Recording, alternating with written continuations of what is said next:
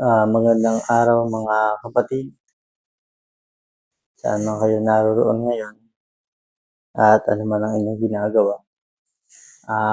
Ako nga pala si Brother Glenn at may mensahe ang Diyos sa ating lahat sa mga huling araw na ito.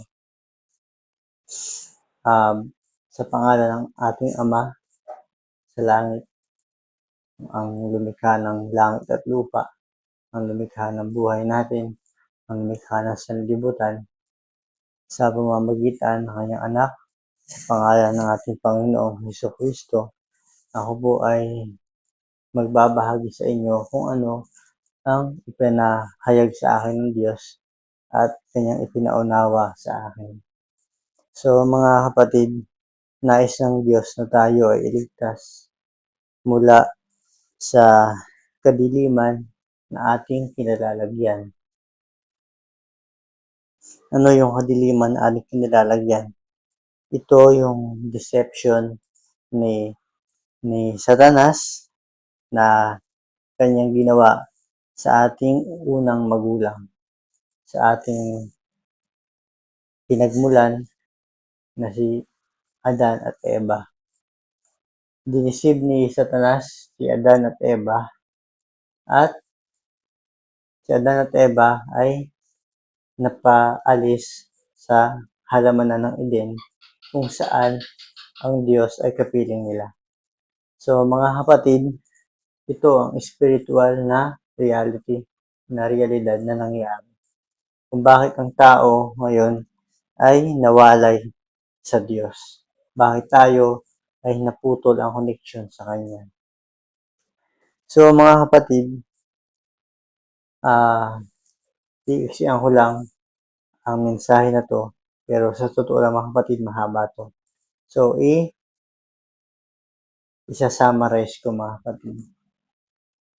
So mga kapatid, tayo, ang ating unang magulang ay nagkasala at naputol ang kanilang relasyon sa Diyos. Nawala na ang perfect relationship nila sa Creator. Sila ay pinaalis sa loob ng Garden of Eden dahil sila ay makasalanan na. Sila ay meron ng spirit ni Satan na nag-deceive sa kanila. Isa rin sa mga reason bakit sila pinaalis ng Garden of Eden dahil ang puno ng buhay ay nandoon, na kung makakain sila nun, hindi na mamamatay ang tao sa physical. So yun mga kapatid, na-deceive ang ating magulang na si Adan at Eva.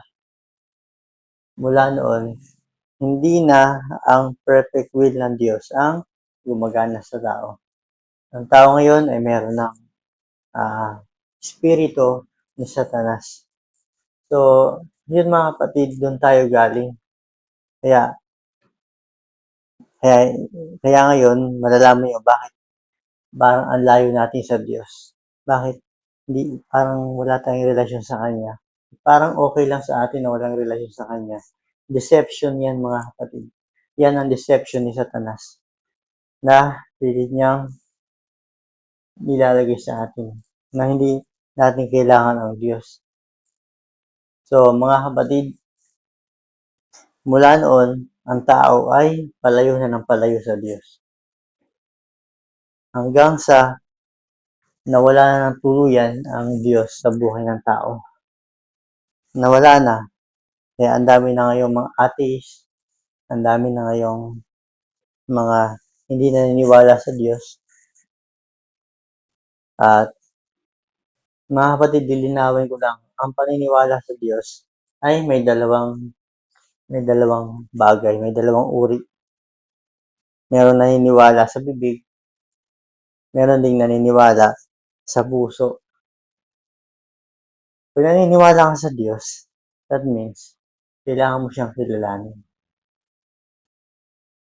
Kailangan mo siyang makilala kung naniniwala. Kasi kung naniniwala ka lang sa pangalan, kung naniniwala ka may Diyos, pero ayaw mo siyang kilalanin, hindi yun tunay na paniniwala. Meron ka talagang doubt kung talagang totoo siya kasi ayaw mo siyang kilalanin, ayaw mo siyang makilala. So mga kapatid, tayo ay nasa deception. So ang sanlibutan ay nasa kadiliman. Tayo ay palayo sa Diyos. At ang ending ng buhay natin ay hindi hahantong sa Kanya. So mga kapatid, bakit natin kailangan makabalik sa kalooban ng Diyos? Dahil yun ang reality. Yun ang tunay nating buhay. So kailangan natin makabalik sa Kanyang kalooban. Pag hindi tayo nakabalik doon, walang buhay na walang hanggan na nag-aantay sa atin. So yun mga kapatid, nawalay tayo sa Diyos. At ngayon, kaya normal na sa tao na walang relasyon sa Diyos. Dahil ang tao na-deceive ni Satanas. Kaya tayo ang puro iniisip natin dito lang sa sanlibutan. Ang ating pangarap, puro sa sanlibutan. Pangarap natin ganito, puro pangarap natin ay maging ganito, pangarap natin maganito, yumaman, mga ganyan. Ang dami natin pangarap. Lahat ng pangarap natin sa mundo ay mauuwi lang sa alikabok. Diba? Dinisid tayo ng Satanas. Humahabol tayo sa mga bagay na maglalaho. O yung buhay natin mga kapatid, maglalaho to. At hindi naman sa pilitan ang kaligtasan.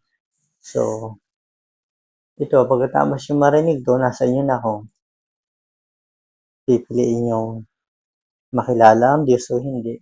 Dahil ano man ang choice natin, ang Diyos mananatili. Actually, kabutihan to ng Diyos sa atin. Binibigyan niya tayo ng tsansa, ng regalo. So, bago yung regalo ng buhay na walang hanggan, kailangan malaman muna natin ang totoo. Kaya nga sinabi sa kanyang mga salita na dapat kailangan ninyo malaman ang katotohanan sapagkat ang katotohanan ang magpapalaya sa inyo. So, ang katotohanan, ito magpapalaya sa atin. Tayo ay nawalay sa Diyos. At ang kaligtasan, tayo ay makabalik sa Kanya. Maibalik ang relasyon ng tao sa Diyos. Putol ang relasyon ng Diyos sa tao. So, meron man tayong mga religion, meron man tayong mga church na tinatawag, ngunit merong tinatawag na spiritual growth. So, iba-iba maturity ng bawat churches, mga religion, mga simbahan. So, ang strive ng mga church is magkaroon ng relasyon sa Diyos. So, yun mga kapatid. So, ngayon, ang mensahe na to, tuturuan ko kayo paano makabalik sa Diyos. Sabagat mga kapatid, kapag tayo walang relasyon sa Diyos, tayo ay nasa deception. Dahil tayo tinutulak ni Satanas palayo sa Diyos para hindi tayo makabalik sa Kanya, hindi natin matanggap ang regalo ng Diyos. So mga kapatid, sinabi ng Word of God, malawak ang daan papunta sa kapahamakan at marami ang nagpupunta doon. Makipot naman ang daan papunta sa langit, kakaunti ang nakakasumpong. Kaya titingnan mo pag usapang paano yumaman, ang daming manonood at makikinig niyan. So, pag sinabi mo naman paano pupunta sa langit, kokonti. So, deception yun mga kapatid. Deception yun. Dinisip tayo ni Satanas. Ang tunay na kayamanan ay ang buhay na walang hanggan. Aanuhin mo ang bilyon-bilyon pera kung hindi naman madudugtungan ang buhay mo. At pagdating ng panahon, isang araw titigil ang ating hininga. So, nasaan yung 1 billion na iyong pinangarap, iyong nagpakahirap ka, pagdating ng panahon, ilalagay ka lang sa ataol. So, mga kapatid, medyo mabigat tong mensahe na to, pero ito yung mensahe na pinapadala sa akin ng Ama. Ang tao ay gisingin mula sa pagkakatulog. Tayo ay pinatulog ni Satanas sa katotohanan. Kaya mga kapatid, ito ng araw, gumising ka. Mahal ka ng Diyos. Gumising ka. Isang araw, kung hindi ka nagising, mauuwi ka sa alikabok. So yun mga kapatid, ito ang mensahe ng Ama sa atin. Mahal na mahal niya tayo. Gusto niya tayong makapunta sa kanyang harian. At yun ang tunay na buhay. Kaya sabi ng Ama, ilagak ninyo ang inyong kayamanan sa langit, kung saan walang magnanakaw at walang kalawang. Bakit mga kapatid? Kasi sa lupa may magnanakaw. Yung kayamanan na tinutukoy ng Diyos, hindi yung pera. Hindi mo madadala sa langit ng pera. Ang kayamanan na tinutukoy ng Diyos, ng Ama, yung buhay mo, yan ang kayamanan mo. Ilagak mo yan sa langit. Pag nilagak mo dito sa lupa, ginugol mo sa lupa, focus mo ay dito lang sa lupa, isang araw na nakawin yan. Isang araw mamatay tayo. Either sa accident, sa sakit, either sa katandaan. Pero nanakawin ni Satanas yan. Sa isang iglap, nating hayaan na maunahan tayo ni Satanas. Maunahan tayo. Magising na lang tayo. Hindi natin alam ang pupuntahan ng kaluluwa natin. So mga kapatid, ito ay panggising. Gusto ng Ama na magising tayo sa katotohanan. Ikaw ay kilala ng Diyos. Gusto kanyang maligtas. Gusto kanyang makilala. Hindi na ito religion. Hindi ako nag-i-introduce ng religion. Ang i-introduce ko ay kaligtasan na pinahayag sa akin ng Ama. Na unang-una niya akong iniligtas. So mga kapatid, kailangan ma-connect ang buhay mo sa Diyos. Kailangan ma-connect ka ulit sa Diyos. Yung tinatahak mong landas, palayo yan sa Diyos. Deception yan. Gumising ka. Mahuhulog ka sa bangin, sa dulo. Isang araw na sa ataol ka na. Wala nang pag-asa. So, nasa yung choice. Nasa ito, regalo ng Diyos. Kung gusto mong mabuhay na walang hanggan, tanggapin mo ang katotohanan, magbalik loob ka sa Diyos. Nag-isip lang tayo ni Satanas, ang ating magulang. So, ito na ang panahon ng kaligtasan. Gumising ka, mahal na mahal ka niya. So, mga kapatid, ito ang mensahe na pinadadala sa akin ng Ama sa langit, ang kaligtasan. Gusto niya maligtas tayo, maligtas ka, maligtas ako. Paano tayo maliligtas? Kailangan natin malaman ang totoo. At ang katotohanan ay ang espiritual na katotohanan. Kailangan natin makabalik sa Kanya. So, kaya mula ngayon, mag-isip-isip ka, pag-isipan mo to bago dumating ang panahon na huli na ang lahat. So, yun lang mga kapatid. Mahal ka ng Diyos. Gusto kanyang bigyan ng buhay na walang hanggan. Huwag kang padisip sa mundo. Temporary lang ang buhay sa mundo na ginawa ni Satanas na deception na ang buhay dito sa mundo hindi. Sinabi ng Panginoon, ako ang daan, ako ang katotohanan, ako ang buhay. Ang buhay ay ang Diyos. Ang buhay ay ang Ama. Pag tayo hiwalay sa Ama, mamatay tayo. So yun ang katotohanan mga kapatid na tinago ni Satanas sa mahabang panahon. So ito na ang panahon, gumising ka, mahal na mahal ka niya. Magwala ka sa kamay ni Satanas. Pumalag ka sa kamay ni Satanas. Gumising ka na ngayon. Palayain mo ang sarili mo. Huwag kang mahiya. Deception ni Satanas. Huwag kang mahiya. Kasi ang salibutan niya sa kadiliman, kapag lumapit ka sa Diyos, feeling mo awkward. Feeling mo out of place ka sa mundo. Tama yun. Ma-out of place ka talaga sa mundo. Kasi sinabi ng Ama, huwag mong mahalin ang sanlibutan at ang mga bagay sa sanlibutan. sapagkat ang umiibig sa sanlibutan ay hindi iniibig ng Diyos. Kung kayo taga sanlibutan, iibigin kayo ng sanlibutan. Kung gayon, hindi kayo taga sanlibutan, itatakwil kayo ng sanlibutan. So yan mga kapatid, kasama yan sa pagsusunod sa Ama. Itatakwil ka ng mundo. Magiging kakaiba ka. Huwag kang padala sa mundo, sa marami na papunta sa dulo ng kapamakan, papunta sa bangin. Huwag kang pumila doon. Dito ka sa kakaunti na pero papunta sa langit. So deception ni Satanas yan. Mahiya kang maging tagasunod ng Diyos. Susunod ka sa Diyos pag matanda ka na. Ayaw ko lang kung saan ka pupunta nun kasi opportunista yun eh. Maniniwala ka na sa Diyos kapag nasa ospital ka na, pag naghihingalo ka na, naku po, mahirap paniwala, hindi ka paniniwalaan ng Diyos mo. Oo, gusto mo lang pumunta sa langit mo. Pero, ngayon pa lang, patunayan mo na gusto mo pumunta doon.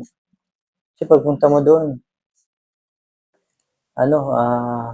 kailangan malinis ka na. Wala ka ng espiritu ni Satanas. Ano yung espiritu ni Satanas? Yun yung pagiging rebelde sa Diyos, ayaw magpasakop sa Diyos. Ginawa tayong mga rebelde ni Satanas. Kaya, hindi natin masunod-sunod ang Diyos eh. Yung deception ni Satanas, tao lang tayo, mga kasalanan, hindi natin kaya maging banal. Deception ni Satanas yun. Kaya natin maging banal. Sumunod lang tayo sa Diyos. May instruction siya, meron siyang daan, si Jesus Christ. Sundin natin ang kanyang mga sinabi. Yun ang daan papunta sa kaligtasan.